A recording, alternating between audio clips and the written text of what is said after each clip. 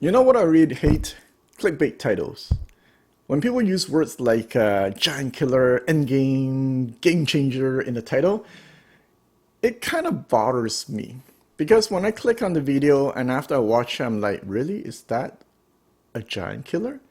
Things like that always cross my mind. And yet today I used the word giant killer in the title. And a while ago I asked this question to my viewers. Guys, is it okay if I use words like this? Heck man, when I use title like this, people click on my videos. I get crazy amount of views. Now my viewers told me, sure Thomas, go ahead, as long as you can back it up. And I'm like, okay, you know what? How do I back up my claim that today this topping D90 is a giant killer? Now, having said that, before we look into this topping D90, recently I got my hands on a few DACs. The topping D90, yes, the SMSL M400, the Gustard X26, and a mysterious Burson DAC that I just got. And that will be the video after this video. And I would say that these four DACs fit the description of giant killer. And why is that? I'll explain at the end of today's video.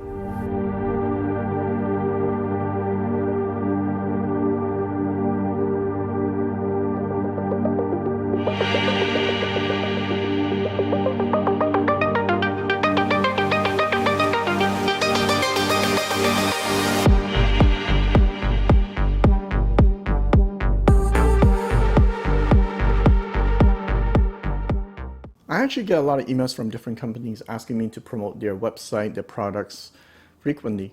And one thing I always do is that I ask them, why should I promote your company? What is it in for my viewers? Give me 3 good reasons. Now, Apos Audio Store reached out to me a while ago, and they gave me 4 good reasons. 4. Number 1, they'll price match anywhere online, so you're guaranteed to get the best price, even 30 days after you purchase the product. Number 2, they have a 30-day free return policy. Number 3, they'll extend the warranty by an extra year. So I'm like, okay, that's pretty good. And next, they told me that they're trying to emulate this store experience where you have people helping you answer questions on what's the best product for your system. So for me, that's great because after I make this video, I don't have to worry about answering people's questions. Guys, you got a question on the topping D90, just go call them up. And by the way, they're located in the States. So if you're buying from the States and you're located in the States, shipping should be pretty fast. So for me, this is like 5 good reasons as to why you should consider them. Big thank you to Apos Audio Store for sending me this topping D90. Now, in the interest of time, I'm going to skip a lot of things in this review. For example, the specifications. A few things to note, it does use a AK4499 chip, DAC chip, as opposed to the ESS Sabre chips that I'm used to. It has a lot of inputs. All the inputs on the market they can think of. It has XLR output. It has different filters, so you can actually change the sound a little bit by playing around with the filters.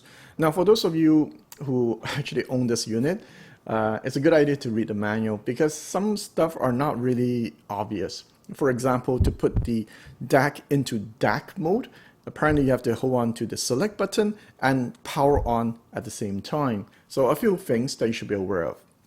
So I'm going to quickly jump into how it sounds, and it's actually a bit difficult for me to describe it because there's not a lot of coloration in the presentation. The only thing I can think of that is a little bit different than the SMSL M400, actually for me the main difference, is the fact that the top end is a little bit more expressive.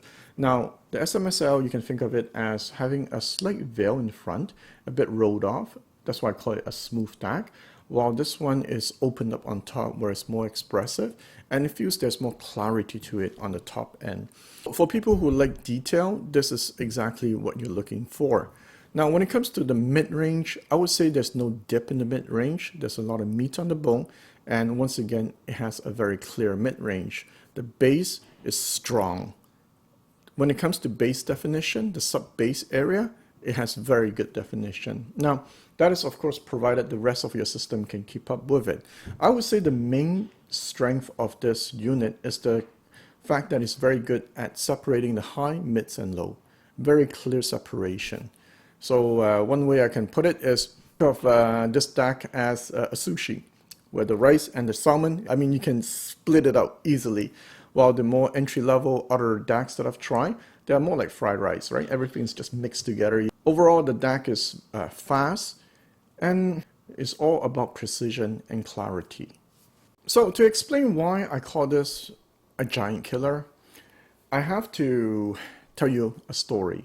So to help me evaluate this unit, I had my friend whom I call Mr. Vintage. He plays mostly with entry-level gear, that's why I call him Mr. Vintage. And my other friend, Mr. Cantor, helped me review this DAC. Now, Mr. Cantor's system usually is around 30K. So he's more into the higher end gear. Mr. Cantor tried the SMSL M400 first. And he was like, oh my goodness, DACs today are so good. You know what? I'm actually tempted to sell my current DAC, which is over $4,000 US, and just replace it with this SMSL M400. He was hesitant. Then I told him, hey, have you tried the topping D90 yet? He said, come on, man, topping D90, really? I don't think it's going to be better than this SMSL M400. Have you listened to the SMSL M400? And I told him, you know what? The topping D90 is probably more to your taste. Plug it in, 5 minutes later, he told me, yeah, okay, that's it. This has cemented my decision in selling my current DAC. Now, as the time of this filming, his DAC is already sold. He is ready to replace it with the topping D90.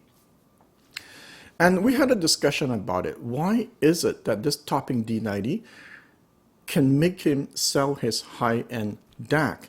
And the reason is because, as he mentioned to me, look, if you think about it, all these entry-level DACs that we got, what they're good at is excel in one or two things.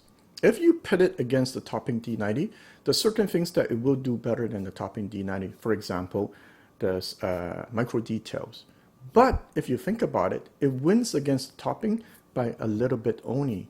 However, when you look at the whole picture, every other element, the topping D90 pulls way ahead of these other entry-level DAC that you've let me tried.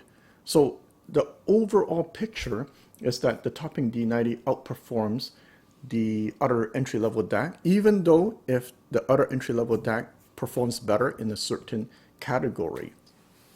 So that's number one. And number two, a good point that he brought up also is that if you think in terms of absolute performance, absolute value, the topping D90 does not outperform a $4,000 DAC. It's probably 85–90% of a $4,000 DAC. But the key here is that it is everything, meaning that the overall performance, bass, instrument separation, speed, soundstage, every single element is close enough to the reference DAC for him to realize that, okay, it makes no longer sense to buy an expensive DAC, because giant killer is relative. Some people think of giant killer as, oh, it has to be $20,000 to be a giant. So what does it mean? When it's on special 1995, it becomes not a giant anymore? So my definition of giant killer is this. If the overall performance is close enough in every single category, then for me it makes more sense to purchase the less expensive unit. That's why I call it giant killer. That's why giant killers can be a $300 DAC, a $1,000 DAC. It doesn't matter the price, because if a $300 DAC performance is close enough to a $1,000 DAC, that, as far as I'm concerned, is called a giant killer. So that's why when I use the word giant killer, I factor that in, right? It's not the fact that it has to perform like a $20,000 DAC.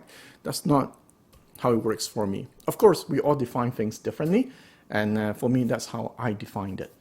Now, some of you might have already bought the topping D90 and go like, Thomas, come on, man, it's not that good. It's good, but it's not that good. This other DAC that I tried, is better, and it's about the same price. So me and my friend had a discussion on this topic, actually. And something that we notice is that whenever we try an entry-level DAC in an entry-level system, their performance might not differ too much. The difference happens is when we put it into a very high-end system. For this topping DAC, I actually had it paired with a Mcintosh MC302. I had it paired with a Lumin Amp. I plugged it directly to it. Now, yes, no one takes a $800 DAC and plug it to a $12,000, $13,000 power amp. I understand that. But my point here is that when we start putting these entry-level DACs into higher system, that's when we start seeing the gap showing up. If you buy this DAC and you don't see a significant improvement, it could be the rest of your system unable to keep up with the DAC. So the reason why I'm bringing this up is because of the comments I read in the SMSL M400. People asking for purchasing advice. And I'm like, you know, I'm looking at your system. I don't think you can actually bring out the potential of the SMSL M400.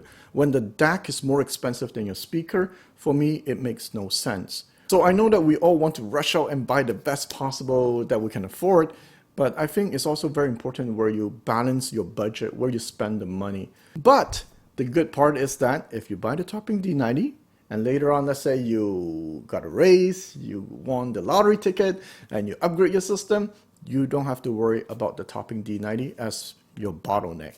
That's the last thing you have to worry about.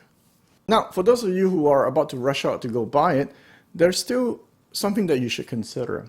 Yes, I said that it's a fantastic DAC, but it still depends on your musical taste.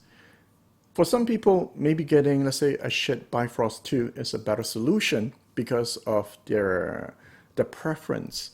Now, let me give you an example. For example, in my case, I like DACs that are slightly softer, a bit rounder. So that's why the topping D90 cannot replace my own reference DAC, the XTZ E28. Now, it can replace my other entry-level DACs as my reference DAC, but not my main DAC. So because of my musical taste. If you're somebody who wants a more neutral presentation, then you probably want to look at the SMSL M400. Now, if you're somebody who's going for absolute clarity, great separation, clean sound, then you would look at the topping D90. Now, this is important because the problem with going for this kind of sound, and I knew that Mr. Kanta liked this kind of sound because he likes full-count speakers. And that's why I told him, before he even got it, I told him, man, I think the topping is for you. The problem with going for this kind of sound is that if you don't match your system well, it can be a little bit clinical. So it's easier to get that clinical sound with this kind of sound characteristic.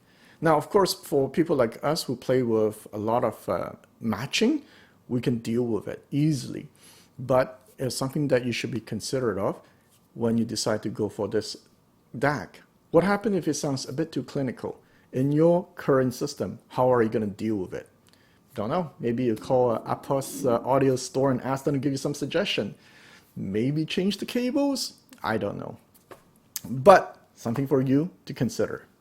All right, so I'm going to wrap it up at this point, and I'm sure a lot of you will be asking me, how does this DAC compare to, let's say, the Ares 2? How does it compare to the Schiit Bifrost 2? And so forth. The answer is I don't know, because I don't have, for example, a Schiit Bifrost 2 in my hand. And actually, me and my friend we were talking about it this morning. I was telling him, hey man, a lot of people actually prefer the Schiit Bifrost 2 over the topping D90.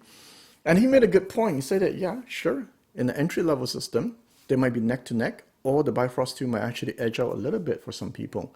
But, and in a high-end system, yeah, I'm curious. Maybe I should reach out to Schiit and ask him to send me a Bifrost 2 and so that we can A/B test it and see how it performs in a higher end system. I don't know. But anyway, please don't ask me how it compares because I think these are better answered in a long video. If I tell you, well, I prefer the topping D90 over the Ares 2. Let's just say I say that. You know what's going to happen, man? People who are thinking to buy the Ares 2 might actually go like, okay, maybe I should not. And maybe the Ares 2 is the better solution for them because the Ares 2 has a more, it helps more when it comes to soundstage over the topping D90, for example. So that's why I say, please don't ask me because I think these are best answered in a more detailed video. Maybe I'll do it someday in the future. All right. Now, having tried all these DAC recently, these 4 DACs recently, I have to say, wow, the performance of entry-level DAC has gone up to the point where it's quite impressive. We're living good times. Now we can get a lot of performance for very little money. Well, quote-unquote little money, relatively speaking, right? So it's a good thing. All right, with that said, I'll see you guys next time.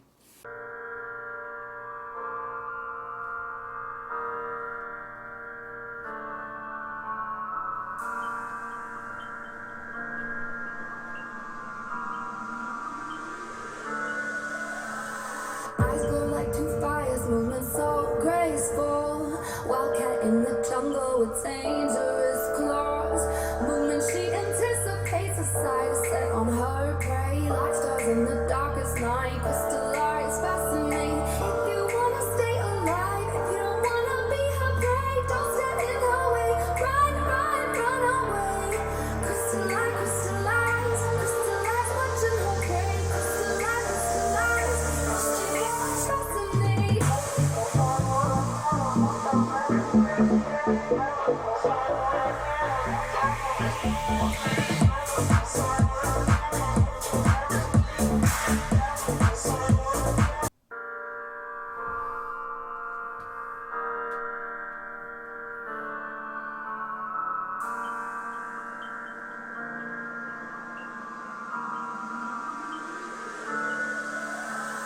Eyes glow like two fires, movement so graceful. Wildcat in the jungle with dangerous claws. Movement she anticipates, a sight set on her prey. Like stars in the darkest night, crystallized, fascinating. If you wanna stay alive, if you don't wanna be her prey, don't stand in her way. Run, run, run away. Crystallize, crystallize, crystallize, watching her prey. Crystallize, crystallize, fascinate.